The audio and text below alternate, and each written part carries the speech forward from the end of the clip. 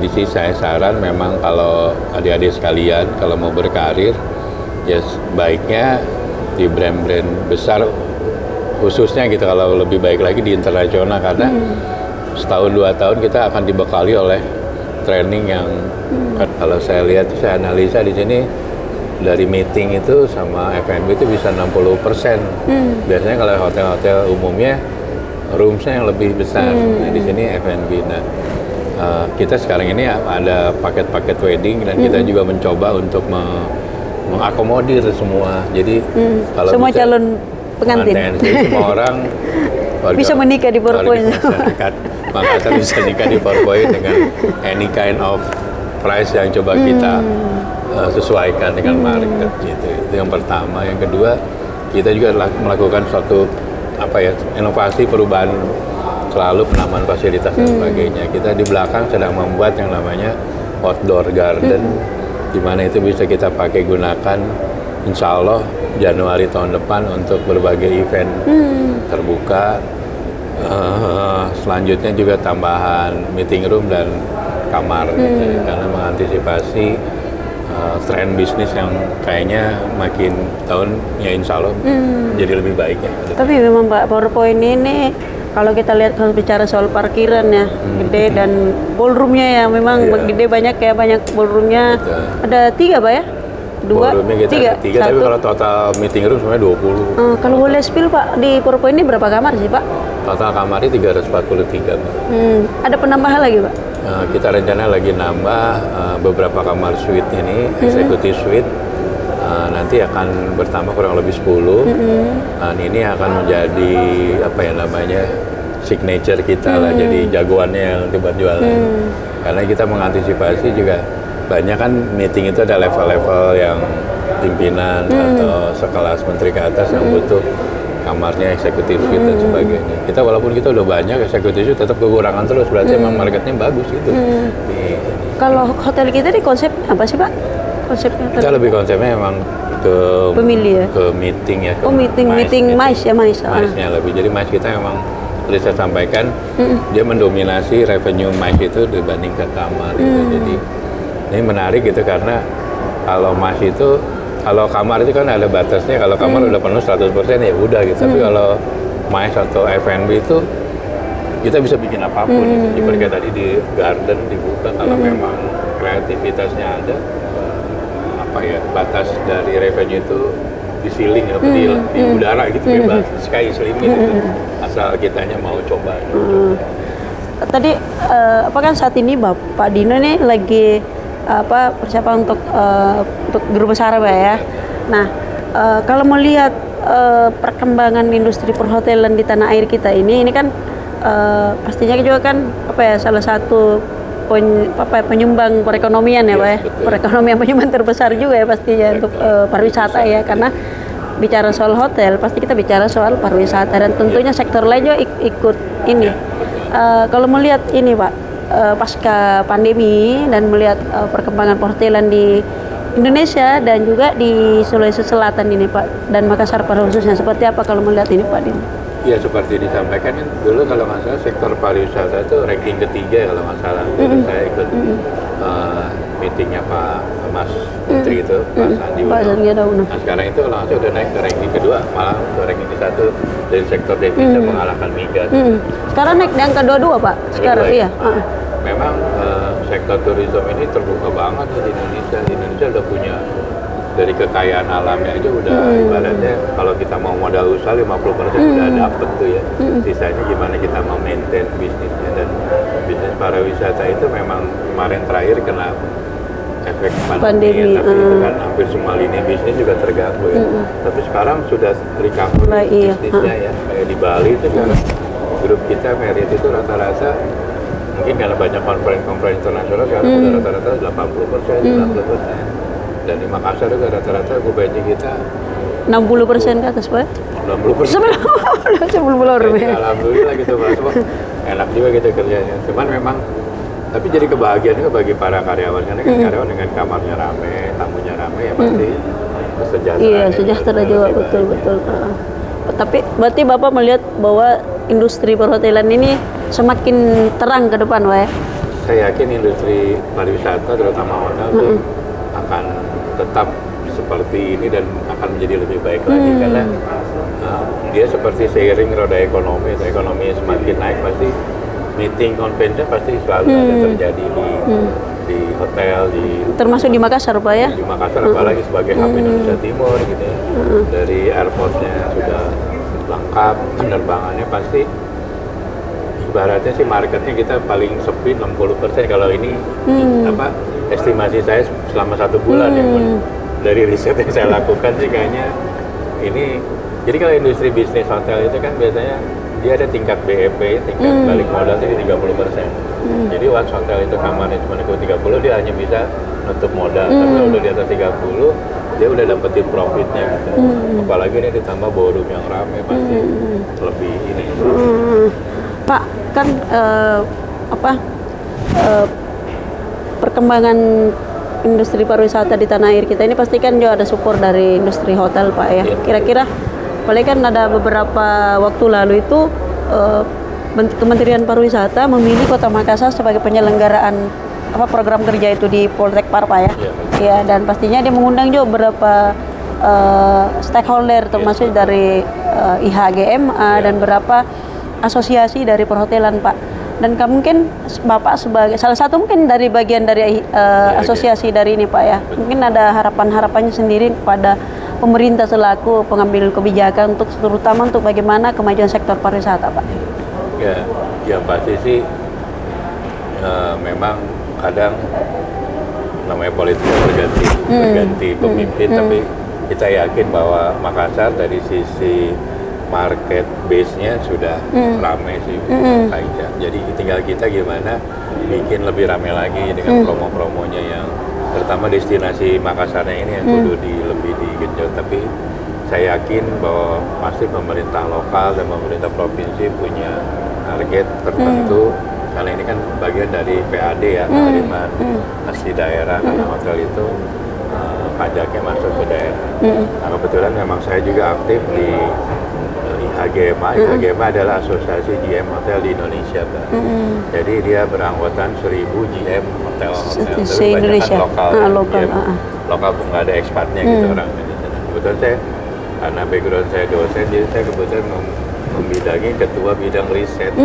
Jadi saya justru kerjasama dengan kampus-kampus. Dan kebetulan beberapa kampus Politeknik Pariwisata sudah kerjasama dengan IHGMA untuk bikin riset penelitian. Misalnya dengan Udayana Bali kita bikin riset gimana caranya meningkatkan bisnis hotel di sektor mungkin yang bintang 5 udah ramai, tapi yang bintang 3 Kak.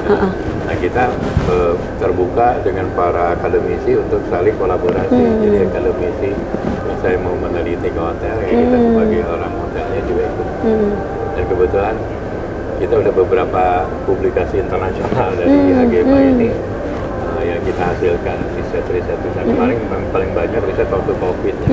Ternyata gimana sih COVID bisa kembali menaikkan kita punya pariwisata terutama Indonesia. Dan kita belajar negara Asia Tenggara recovery bisnis hotel ternyata kita jauh lebih baik dibanding Malaysia. Walaupun dibanding Maldives, mungkin Maldives lebih unggul dari sisi recovery-nya. Tapi kita cukup untuk Asia Tenggara recovery bisnis hotel lebih cepat Indonesia ya dibanding Singapura dan Malaysia. Yang harusnya mereka secara GDP jauh lebih tinggi ya. Tapi kita gini memang kita harus gaspol, kata Pak Menteri gaspol. Karena gaspol waktu itu kan dibantu semua pemerintahan meeting di hotel, jadi itu mendorong. Karena kan industri hotel kan sebagai lokomotif juga ya, hotelnya rame, UMKM gak ikut ya, terus ya karyawannya, PAD-nya, terus suppliernya kan lokal-lokal juga ikut membantu. Mungkin ini dua dari yang terakhir nih pertanyaan saya. Kembali ke bagaimana kepemimpinan Pak Dino nih di sini. Apa yang dilakukan Pak Dino selain tadi untuk mendatangkan banyak orang, untuk kesejahteraan anak-anak Pak Dino nih di khusus di sini Pak? Ya yang penting sih kita gimana caranya pertama memang konsolidasi dari dalam dulu sih Kaica.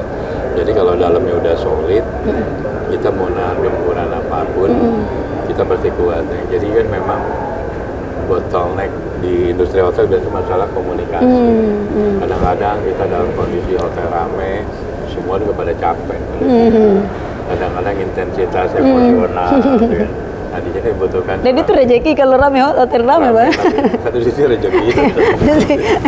Tubuh juga. Iya. Kadang-kadang kita kan ngebayangin seorang housekeeper, ya housekeeping yang beres-beres kamar itu bisa. Karena di sini kadang-kadang gini, hari ini check-in 340 full gitu. Terus besoknya check out, masuk lagi 340 itu kan bisa dibayangin kan. Jadi satu orang housekeeping harus ngebersihin cek 20 kamar, tapi dengan waktu yang sangat pendek karena orang ini baru keluar kan memang check-in check out time jam 12. Terus orang mau check-in jam 2, dalam 2 jam sudah siap 340. Namanya dibutuhkan kita sebagai leader juga harus bisa menyemangati tim. Nah memang ini kembali kebersamaan, komunikasi tetap harus solid ya Pak ya, komunikasi harus tetap ini. Jadi kalau kita udah solid, dikasih okupansi apapun, ajar terus, gas terus.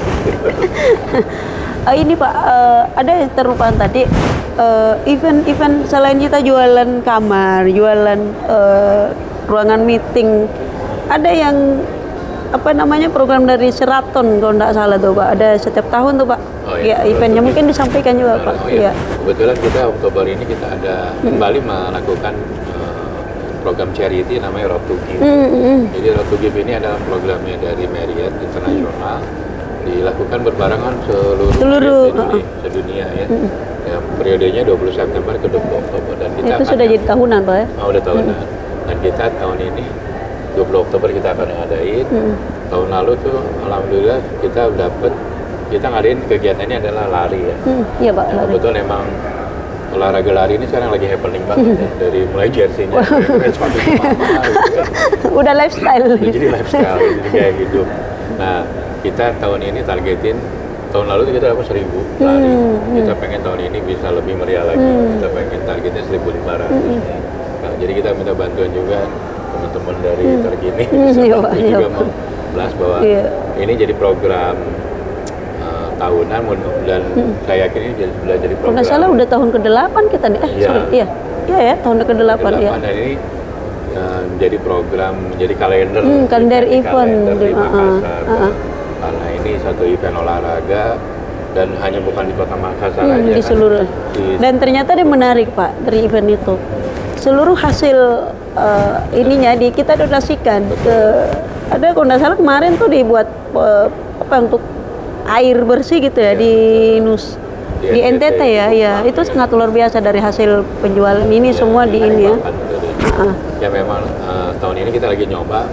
Dulu tuh kita semua sumbangan dikumpulin di Marriott Business Council. Nah itu datanya dari karyawan-karyawannya ya Pak? Iya, dari kemarin hasil event Give itu dari seluruh Indonesia digabungin dan lumayan sekitar sekian miliar lah, saya lupa. Jadi nanti disumbangkan ke yang sudah ditunjuk ya. Apalagi di PowerPoint Basar atau Makassar ini Pak, kebetulan saya kenal baik dengan owner Pak Idris Manggabarade dan beliau sangat konsen tentang bagaimana berbagi Pak. Itu kita bisa lihat berbagi pada anak-anak tidak tidak berkecukupan gitu ya, dan itu sangat terlihat dan sangat disupport oleh manajemen direksi tentunya, dan itu sangat terlihat karena setiap ada event kemunisiaan dan dia sangat aktif sekali. Yang terakhir Pak Din, mungkin ada harapan-harapan Pak Dino nih dalam kepemimpinan di Kota Makassar dan juga mungkin himbauan untuk anak-anak di sini juga pada industri perhotelan Pak. Ya, saya sih berharap bisnis pariwisata terutama di Kota Makassar ini akan terus berkembang karena saya melihat potensinya juga cukup besar. Ya, nanti tinggal antara stakeholder dari industri, dari akademisi, dari regulator, dari pemerintah mungkin membuat satu sinergi yang positif sehingga sustainability bisnis pariwisata akan terus. Juga saya titip ke adik-adik yang berkarir sudah di industri hotel, Anda sudah terpilih, ini pilihan hidup dan kita harus komit kita harus komit dengan pilihan hidup kita karena kita yakin di industri manapun kalau kita memang komit, kita punya passion untuk mencapai cita-cita yang lebih tinggi, kita yakin insya Allah kita bisa berhasil dimanapun di industri. Nah, kebetulan karena kita sama-sama di industri hotel, jadi adik-adik yang udah kuliah di pariwisata atau SMK, kesempatan untuk menjadi GM pun sangat terbuka di industri ini. Di kita di industri ini sebenarnya tidak melulu melihat background pendidikan, lihat ke kompetensi. Cuma karena kenapa saya senang kuliah, karena saya pengen juga menjadi akademisi. Tidak harus semua anak-anak ngikutin saya, tapi dengan komit, dengan pekerjaannya, disiplin, attitude yang bagus, itu sudah menjadi modal kita menjadi seorang hotelier yang terbaik. Luar biasa. Nah, itu mungkin tadi perbincangan singkat dari Bapak Dr. Dino Leonandri. Ya, beliau General Manager PowerPoint Basar Roto Makassar. Dan mungkin itu saja. Sekian. Assalamualaikum warahmatullahi wabarakatuh. Waalaikumsalam.